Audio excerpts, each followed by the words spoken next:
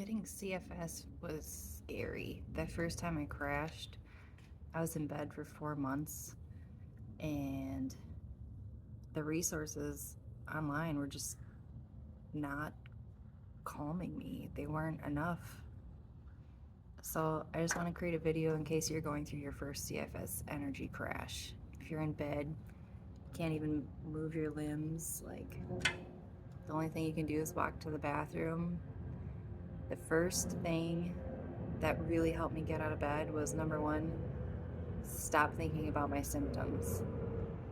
There's a thing called cell danger response. So your thoughts will create this can chemistry, cortisol, adrenaline, norepinephrine in your body. When that stress hormone cycle is going all throughout your body, your mitochondria will just like freeze in protection. Your mitochondria will stop producing, it won't stop producing ATP energy, but it will reroute it into protection instead of using it for fun things like going for a bike ride. So when you feel a thought like, oh, my heart's racing, I wonder if I'm having a heart attack, if you've already been checked out by your doctor and they've said you're fine, just trust that. So when I felt like that, like my heart was racing, I was standing up, the best thing I could do for myself was just continue what I was doing. So I might have needed to stop and lean on a counter or something or sit down, but I tried not to do it with like danger intensity feelings. So I would just, sit calmly. That sensation is allowed to be there, and then go on with whatever task I was doing. So that was teaching my body, it's okay. We're not in danger. She's just, going about her daily business as best as we can. So awareness was a really big part of that. The awareness of, oh, I'm thinking this is going to last forever. I'm never going to be able to get out of bed again. Those thoughts were just keeping me so stuck. And another thing that was keeping me stuck, oh, let's go back to how to handle those. Okay, so I have the thought, I'm never going to be able to get out of bed again. What do I do with that? I try and catch that thought as soon as I can. And just reroute.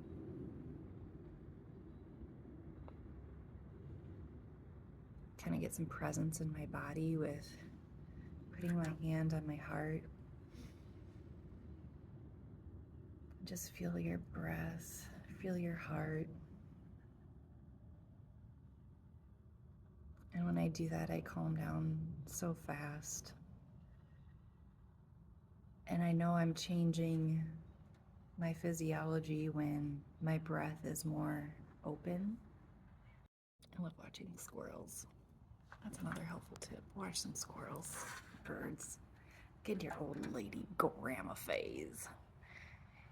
So back to the breath. When I feel my nostrils kind of opening and the channel clears more, then I've moved my nervous system from a sympathetic activation state down to a more ventral vagal, calm, connected, and present state. So that's a great thing to do when you feel like I'm having a heart attack or I'm never going to be able to get out of bed. That interruption of those thoughts. Get that can chemistry out of your body. Breathe into it and relax. That was the first major thing to work on. Interrupting those thoughts. And then if you can think about something that makes you happy for like 30 to 60 seconds, that's even more beneficial. For me, my happy spots are floating in a lake. It's not so relaxing. Feeling that water on the bottom side of my body and breathing that fresh air. Feeling some breeze on the top side of my body, on my face, maybe my toes. So relaxing. or something that I want to do in the future, because it will happen again. You will get out of bed again because you can train your nervous system. So, what do you want to do in the future? Maybe you want to go to Hawaii and eat a very juicy mango that drips down your arm and ride a little moped scooter around the island. Maybe take a surfing lesson. Oh, the waves. Aren't waves of the ocean just so relaxing to watch, and it's so fun to play in on the seashore? Just running along the shore, waiting for those waves to come in and out. That is so fun. Picture yourself doing that. The second major thing I had to stop doing was researching. So before I got COVID and couldn't look at computer screens, especially lots of text gives me migraines.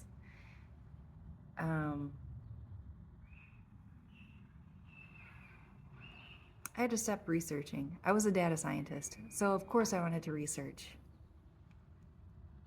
And then with Gemini, ChatGPT, whatever, it's so easy to research on and on and on. But that's just keeping your body in cell danger response too. So let your doctors prove to you what you need to know. I know it's very hard to get any answers. I've been to probably 40 doctors and there's no long COVID cure. They just don't know yet. And will there be in the future? Maybe, but I don't think it's going to come from the medical establishment, because long COVID, such a moneymaker. I've spent probably close to $30,000 on different doctors' treatments. A week at the Mayo. The Mayo was so disappointing for me. I know it's great for some people. I was at the Rochester, Minnesota location. So disappointing. They ran a bunch of tests. Didn't give me any result, like anything that told me anything. And then they were like, oh, yeah, let's come have you repeat these tests in another 3 months. Why? Why would I come back to you if you didn't give me any answers in the first place? You just want my money. I did not expect that from the Mayo, but I was naive. Medicine doesn't really care if you get better, because if you get better, you're not a cash cow anymore. So I found that anything covered under insurance is probably just a waste of your time. And it's so stressful to get doctor appointments, right? Getting in the car is sometimes really hard, especially when you are in a CFS crash. Riding in the car with the bouncing, I know it's so hard, like headaches, migraines going on. There's so much visual information. It's not great. So the only doctor who made a significant difference to my quality of life is Dr. James Harris, EDS Clinic. It's an online clinic. It's not covered by insurance, so you know it might be helpful. The downside is $460 for an appointment. The upside is he treats... Okay, so that siren just went off. I don't know if you could hear it, but loud noises startle me. So I'm gonna just downregulate.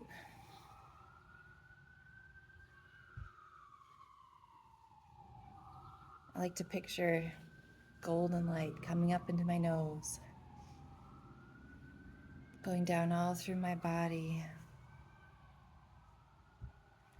so I can breathe that golden light from above, from the universe. I can breathe that golden light from below, from the earth. Kind of recenter my energy, calm my nervous system. Okay, back to Dr. Harris. So he doesn't expect to have these appointments very frequently. It's just as much as you need. So I probably went 2 months between my first appointment because he gave me enough to work on. and like medicines to test. And maybe my next appointment was 2 months after, and my third appointment will be probably 5 or 6 months after. But I feel like he fixed me in 2 appointments. And since they're so expensive, I made the mistake of doing a shitload of research and putting together all of my lab test results.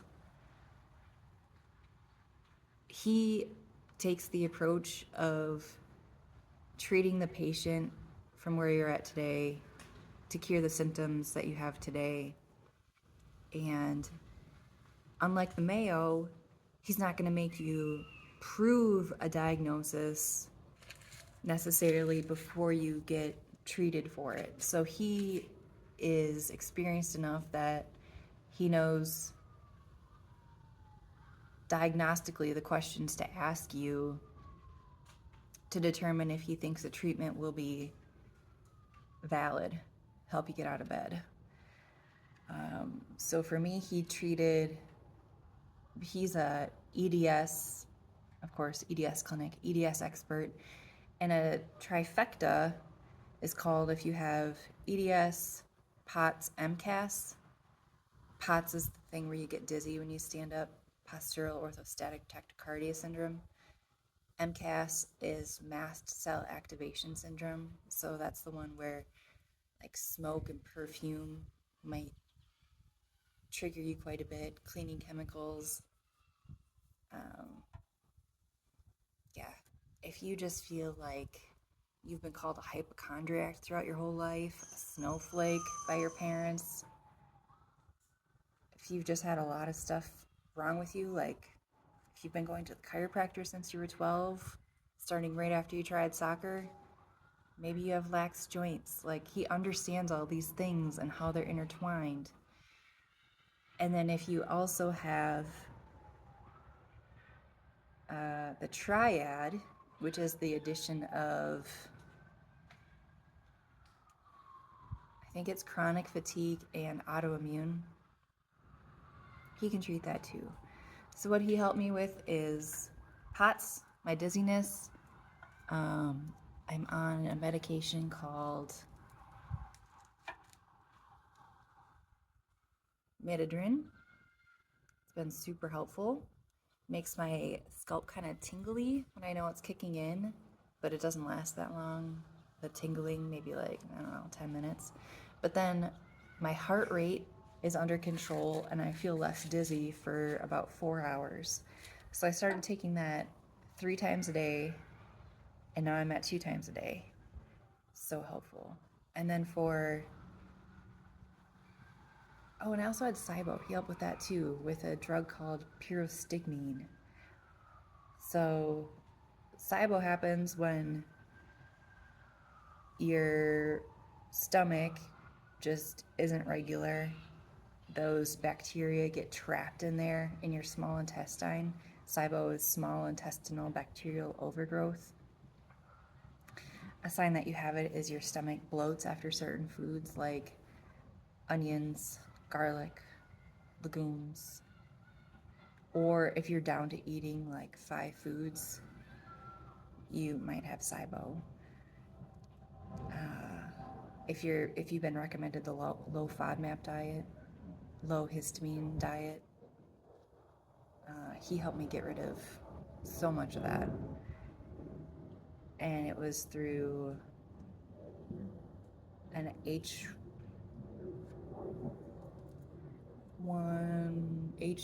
blocker, or is that for the mast cell activation syndrome thing?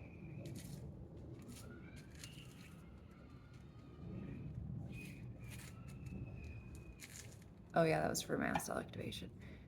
I'm on an allergy medicine that helps those histamines stay low, and also an acid blocker. Great for coffee. It's really hard to get going in the day without a boost of coffee, isn't it? But for me, coffee creates a lot of inflammation in my body, or used to.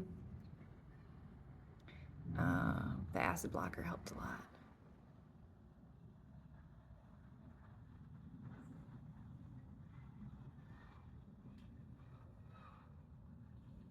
Dr. Harris will answer your questions. He expects to get a lot of questions from you throughout the in between of your appointments. So that's a great benefit too for the price tag. It's not just the hour and a half consultation. But I'm just so thankful I found him. Unlike the Mayo, he gave me the diagnoses that I have and interpreted the Mayo's tests differently, not by just by the book definitions, but like how I'm actually feeling. Oh man, have you tried Alina Home Health Care? First, it's so hard to get approved. And then this lady comes to my house and I told her my capacity for conversations is at about like 8 minutes at this point. We continue to have an hour-long consult. Are you kidding me? She spends so much time taking down all of my medications and supplements. Great to have in my file, but she keeps asking me questions about them. Not awesome when you're in a CFS crash. And then it's like an upsell situation. She wants to upsell. Oh, do you need someone to come give you a bath 3 times a week? We really recommend having a nurse to manage all of these medications. Well, guess what? I just gave you my medication list schedule. I don't need a nurse to do this. Really, all I wanted was an iron infusion without having to drive somewhere. And it just overwhelmed me. I don't think it was worth it. I think minimizing your doctor's appointments is key in this phase. Don't stress yourself out. It's just going to keep that cell danger response going further and further. So really this game is all about calming the nervous system. There's so many ways to calm your nervous system and so much work to do behind it. Like when people tell you, or you've heard from therapists, Instagram videos, whatever, you have to do the work. What is that? What is the work? Byron Katie defined what the work is. Highly recommend you check her out. I'll do some chats about that. Hope this gave you a good start. Remember to interrupt those spiraling thoughts. Get yourself a good doctor. This is just temporary. This is not going to be your life forever. You will get out of bed. You will be able to live your life again. It probably won't look the same, but I'm actually so thankful for long COVID and CFS. It taught me that I was living wrong for myself. It taught me I was living like a robot. I was working so hard without breaks. And our nervous systems just aren't meant for that. I was looking at a computer screen for, 8 hours a day like everybody else, and my eyes, my brain, it just wasn't happy with that. And some other reasons I went into chronic fatigue were social stress, like planning to have a couple gatherings at my house for Christmas was very stressful. You know the mental load of that, trying to plan menus, groceries, timing, decorations, people's preferences. It just stressed me out. So many pickups.